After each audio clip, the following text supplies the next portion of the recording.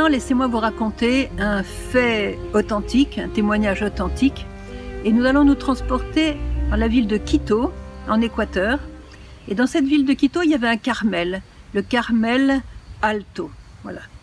Et ce Carmel avait un gros problème, c'est qu'il n'y avait plus que des sœurs âgées en petit nombre. Ça faisait de nombreuses années qu'il n'y avait aucune vocation qui rentrait dans ce Carmel, si bien qu'elles étaient prêtes à fermer. Et c'est toujours une grande tristesse quand un Carmel ferme, puisque c'est en quelque sorte le paratonnerre qui attire les grâces du ciel sur une ville. Donc il ne faut pas fermer un Carmel. Vraiment, c'est très important. Alors, devant cette difficulté, la supérieure, sœur Marie-Hélène du Sacré-Cœur, se lamentait. Et elle priait.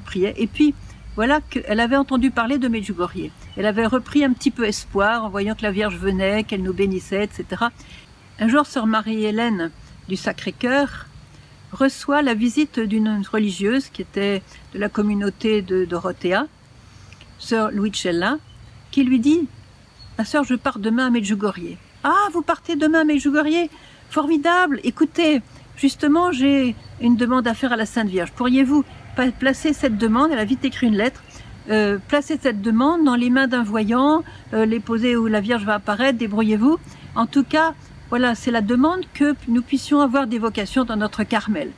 Alors, essayez de trouver un voyant et faites faire cette demande à la Sainte Vierge.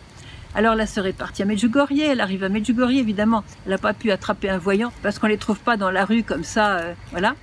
Mais il y a eu quelque chose de tout à fait particulier ce jour-là, c'est qu'elle a pu assister à une apparition publique des voyants à Medjugorje. Nous sommes en 1984. À la fin de l'apparition, la voyante a donné à tous ceux qui étaient rassemblés là pour la prière les paroles que Marie avait dites durant l'apparition. Elle a évidemment béni tous ceux qui étaient là, en particulier les malades. Écoutez bien le message que ce jour-là, la Vierge a donné, comme par hasard.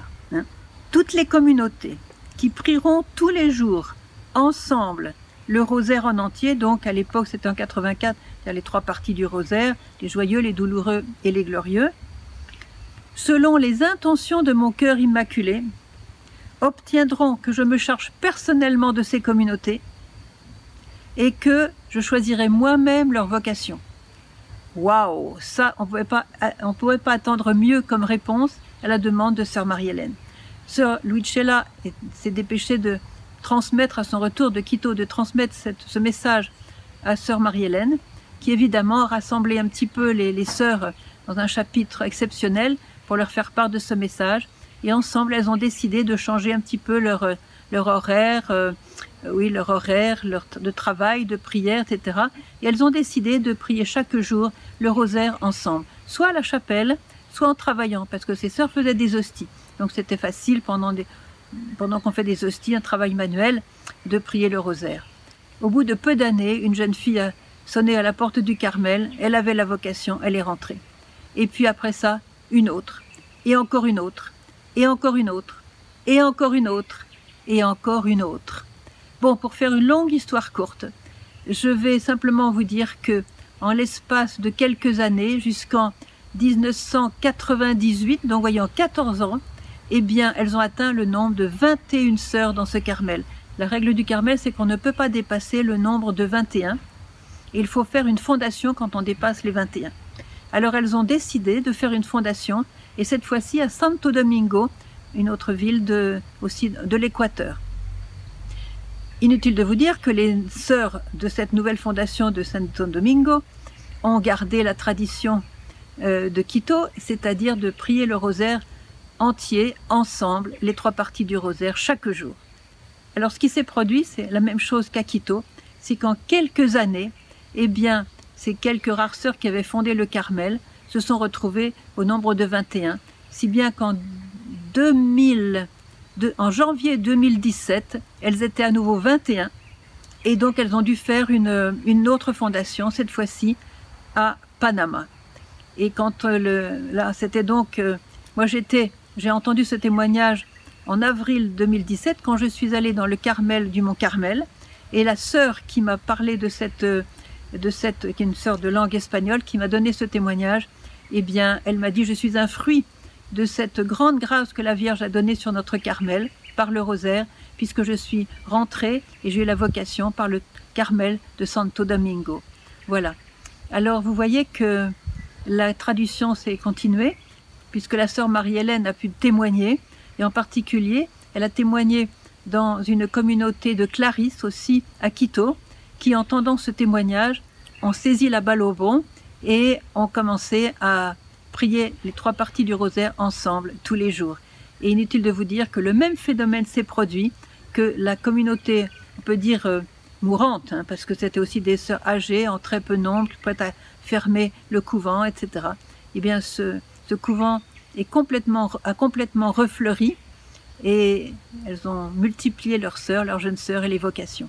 Voilà, je vous ai donné ce témoignage parce que c'est un témoignage probant, j'en ai la preuve, ces sœurs-là, elles existent. Ce sont les évêques locaux qui ont consacré ces carmels, donc c'est historique, c'est tout à fait vérifiable. Voilà. Alors je vous raconte cette histoire parce que beaucoup aujourd'hui n'ont pas saisi l'importance du rosaire. Pourtant c'est la prière des temps nouveaux, c'est la prière des temps d'aujourd'hui. Et je voudrais vous citer quelques paroles de certains saints, en particulier le Padre Pio, des saints que vous aimez, Madre Teresa, ou d'autres saints que vous aimez. Écoutez bien, et bien sûr je terminerai par ce que nous dit la Sainte Vierge sur le rosaire. Ça c'est une citation de Sœur Lucie de Fatima, donc un des trois petits bergers qui ont vu la Sainte Vierge en 1917 à Fatima. Et elle est morte en 2005, quelques mois avant Jean-Paul II, donc elle est vraiment de notre époque. Et elle écrivait à une de ses consoeurs ceci: le rosaire est la prière des pauvres et des riches, des savants et des ignorants. Leur ôter cette dévotion équivaudrait à les priver de leur pain spirituel de chaque jour. Et puis elle dit aussi: le simple souvenir des mystères de chaque dizaine maintient la mèche encore allumée dans les âmes. Voilà pourquoi le démon lui livre une guerre sans merci. Ça vient du Padre Pio de Pietrelcina. Écoutez bien ce qu'il dit. Un jour, on dit à Padre Pio: certains disent que le rosaire a fait son temps. Ainsi, dans de nombreuses paroisses, on ne le prie plus. Et Padre Pio s'écria aussitôt: Satan vise à détruire cette prière, mais il n'y parviendra pas. C'est la prière de celle, avec un grand C, qui triomphe sur tout et sur tous. C'est elle qui nous l'a apprise, comme Jésus nous a enseigné le Notre Père. Encore Sœur Lucie de Fatima. La décadence du monde est sans aucun doute la conséquence de la décadence de l'esprit de prière. C'est ce que dit Marie aussi ici à Medjugorje. En prévision de ce dérapage, la Sainte Vierge a beaucoup insisté sur la nécessité de prier le rosaire. Donc c'est là, vous savez que Sœur Lucie continue à avoir des apparitions de la Sainte Vierge dans son Carmel. Donc quand elle dit la Sainte Vierge a beaucoup insisté, c'est la Vierge de Fatima qui continuait à lui parler dans son Carmel.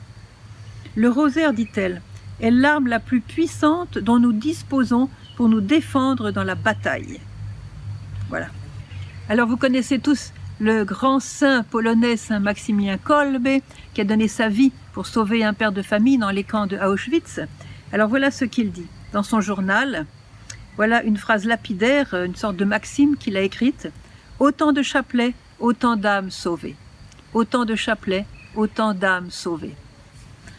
Alors, il y a aussi donc Gabriel Amort, qui était le président de tous les exorcistes du monde, et il était posté à Rome. J'ai eu la chance, la grâce d'être proche de lui sur son lit de mort. C'est un grand prêtre, un grand personnage, et il a beaucoup enseigné sur Satan et comment vaincre Satan. Et voilà ce qu'il dit. Le rosaire est probablement l'exorcisme le plus connu du monde. Et dans toutes ces années où il a exercé le ministère d'exorciste, très puissant, il était connu pour ça, il écrit de nombreux livres d'ailleurs, et c'est cette prière qu'il a toujours soutenue dans sa lutte quotidienne contre le mal, contre Satan. Il voyait Satan en face, Satan lui parlait, Satan lui résistait, et il n'a jamais manqué de prier son rosaire chaque jour, et il disait: c'est grâce à cela que je tiens. Mère Teresa de Calcutta disait: agrippez-vous au rosaire comme le lierre s'accroche à l'arbre, car sans la Sainte Vierge, on ne peut même pas rester debout. Alors, une petite anecdote maintenant. Un jour, il y avait un groupe de prêtres qui a été voir la voyante Maria Pavlovitch, et ces prêtres lui ont demandé: quel est ton message pour les prêtres? Et voilà la réponse de Maria. Elle a cité bien sûr la Sainte Vierge. chers enfants, je vous demande d'appeler les prêtres à la prière du rosaire. Par le rosaire, vous allez vaincre tous les malheurs que Satan veut infliger à l'Église catholique. Priez le rosaire, vous tous les prêtres. Consacrez du temps au rosaire. Alors ici, je voudrais vous donner un petit témoignage personnel qui s'est produit ici même à Medjugorje. Un jour, je parlais à un groupe de pèlerins français et j'ai donc expliqué l'importance de prier le rosaire chaque jour, évidemment. Je ne vais pas trahir la Sainte Vierge et occulter ces grands messages-là. Alors après, il y a un prêtre qui est venu me voir en disant « Ma sœur, je suis désolée ma sœur, mais il y a un message que je ne peux pas du tout accepter dans ce que vous avez dit, parce que pour moi c'est impossible de penser à ça. » C'est quoi? Eh bien c'est que les prêtres doivent prier le rosaire tous les jours. Ben oui, c'est la Vierge, c'est pas moi, c'est la Vierge qui l'a dit. Oui mais ma sœur, c'est impossible pour moi. Alors je dis « Ah ben je comprends, la Vierge, on a mal cité le message de la Vierge. En fait la Vierge a dit « Vous les prêtres, priez le rosaire chaque jour, sauf les prêtres de Paris qui sont trop occupés. » Alors il a souri un peu jaune, il faut bien le dire, et je lui dis « Écoutez mon père, c'est pas moi qui donne ce message, c'est la Mère de Dieu. C'est la Reine du ciel et de la terre qui connaît votre âme mieux que vous ne la connaissez, qui connaît votre emploi du temps mieux que vous ne le connaissez. Alors je vous propose une chose, je sais que vous êtes très occupé, que vous ne pouvez même pas rajouter un quart d'heure de quelque chose d'autre dans votre emploi du temps de curé à Paris. Mais je vous propose quelque chose. Vous allez pendant 3 semaines, qu'est-ce que c'est dans toute votre vie? Pendant 3 semaines, vous allez vous organiser en retirant des choses, en poussant autre chose, etc. Les organiser pour dire vos 3 chapelets par jour. Simplement par amour pour la Sainte Vierge et dans la foi qu'elle dit la vérité et qu'elle va vous aider. Elle va vous aider. Alors il a un peu grogné et il est parti en me disant « Eh bien ma sœur, je vais le faire. Je vais le faire. Priez pour moi. » Alors, et puis il est parti. Je ne l'ai pas vu pendant 2-3 ans. Au bout de 2-3 ans, qui je vois arriver dans un groupe de pèlerins? Le prêtre de Paris. Où je me suis dit, alors là, il va falloir que je lui pose la question, qu'est-ce qui s'est passé pour lui? Alors je m'approche doucement, je faisais vraiment pas de douce. Hi mon père, comment ça va? Tout va bien pour vous à Paris, etc. Nanana. Oui. Écoutez mon père, j'ai une question à vous poser. Alors le rosaire. Ah, ma sœur, le rosaire, ça marche. Ça marche. Alors je lui dis, écoutez, racontez-moi. Hein, parce que vous n'aviez pas dit ça il y a encore 3 ans. Ah ben écoutez ma sœur, c'est simple. J'avais donc fait cette promesse et je l'ai tenue. Donc le premier jour, je me suis dit, comment je vais faire? Alors j'ai poussé quelque chose, j'ai poussé au lendemain quelque chose pour faire mes 3 parties du rosaire. Le soir, j'étais étonnée que j'avais tout fait. J'avais tout fait, moi j'avais pu tout caser. Bon. Le lendemain, je refais mon rosaire, je pousse autre chose. Le soir, je me rends compte que il me restait encore 10 minutes pour faire de la lecture avant de me coucher. Et j'étais dans la paix. Oh, je me suis dit là, il y a quelque chose. Le 3e jour, je fais mon rosaire à nouveau. Et là, vraiment, j'étais devenue gentille avec les gens, au lieu de les envoyer promener quand quelquefois c'était un peu trop pour moi au niveau de l'emploi du temps. Et puis comme ça, je ne vous dis pas tous les détails. Ma sœur, chaque jour, j'ai fait mon rosaire depuis ce jour-là. Et ce qui se passe maintenant, je dois vous le dire, eh bien, c'est que j'ai compris une chose. C'est que quand je prie mon rosaire, moi, le curé de paroisse, le curé débordé, eh bien, la Sainte Vierge passe devant moi, elle m'ouvre les portes, elle me gagne beaucoup de temps, elle est comme mon assistante, si vous voulez, elle me facilite le travail, si bien que je travaille mieux, je travaille plus, je travaille dans la paix, et ma sœur, je suis devenue gentille avec les gens. Voilà, voilà le témoignage de ce prêtre. Alors, je voudrais vous inviter à prier pour tous les prêtres, parce que quand les prêtres ont Marie, je ne dis pas dans leur poche, mais quand les prêtres ont Marie dans leur cœur, ça change toute leur vie sacerdotale, parce que Marie aime les prêtres énormément, ce sont ses fils de prédilection, et elle ne rêve que de les aider, mais il faut qu'elle soit accueillie. Alors accueillez Marie, que vous soyez prêtre ou laïque, accueillez Marie, vous ne le regretterez jamais, jamais, jamais. Je vous propose maintenant de dire une simple dizaine de chapelets avec moi. Au nom du Père et du Fils et du Saint-Esprit. Amen. Notre Père qui es aux cieux, que ton nom soit sanctifié, que ton règne vienne, que ta volonté soit faite sur la terre comme au ciel. Donne-nous aujourd'hui notre pain de ce jour. Pardonne-nous nos offenses, comme nous pardonnons aussi à ceux qui nous ont offensés. Et ne nous laisse pas entrer en tentation, mais délivre-nous du mal. Je vous salue Marie, pleine de grâce, le Seigneur est avec vous. Vous êtes bénie entre toutes les femmes, et Jésus, le fruit de vos entrailles, est béni. Sainte Marie, Mère de Dieu, priez pour nous pauvres pécheurs, maintenant et à l'heure de notre mort. Amen. Je vous salue Marie, pleine de grâce, le Seigneur est avec vous. Vous êtes bénie entre toutes les femmes, et Jésus, le fruit de vos entrailles, est béni. Sainte Marie, Mère de Dieu, priez pour nous pauvres pécheurs, maintenant et à l'heure de notre mort. Amen. Je vous salue Marie, pleine de grâce, le Seigneur est avec vous.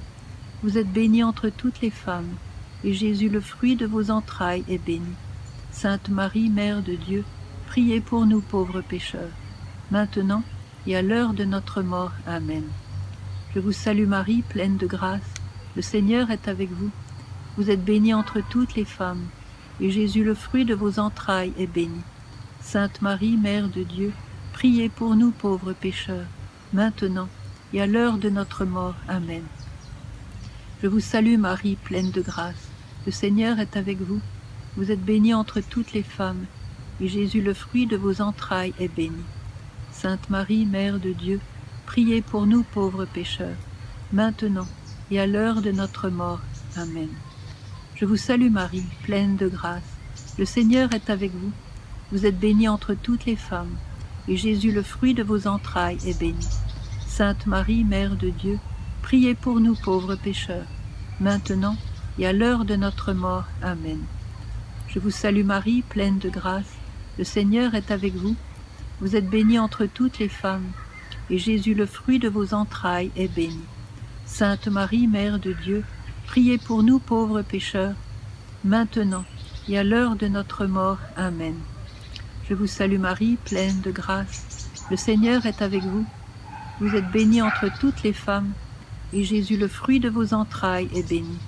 Sainte Marie, Mère de Dieu, priez pour nous pauvres pécheurs, maintenant et à l'heure de notre mort. Amen. Je vous salue Marie, pleine de grâce, le Seigneur est avec vous. Vous êtes bénie entre toutes les femmes, et Jésus, le fruit de vos entrailles, est béni.